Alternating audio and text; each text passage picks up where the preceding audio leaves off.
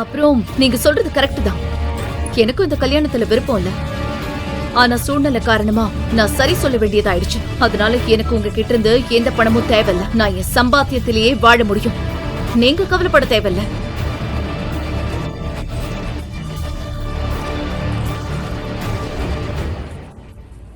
அடுத்த நாள் காலையில் சில சடங்குகளுக்காக பிரக்யாவை அவளது பிறந்த வீட்டிற்கு மாமியார் தேவகி அனுப்பி வைத்தார்.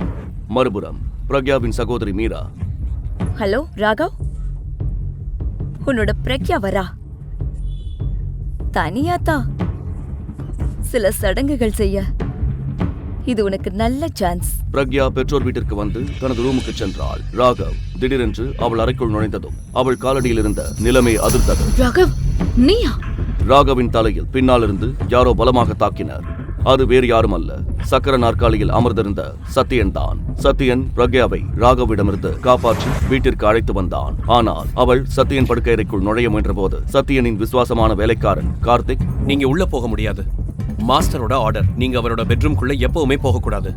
இதை கேட்டதும் பிரக்யாவின் கோபம் உச்சத்திற்கு சென்றது. அதனால் அவளால் தன்னை அடக்க முடியவில்லை. கடுமையான குரலில் கூறினாள், நான் போகல. முழு வீடியோவை பாக்கெட் FM தமிழ் யூடியூப் சேனலில் கண்டு மகிழுங்கள்.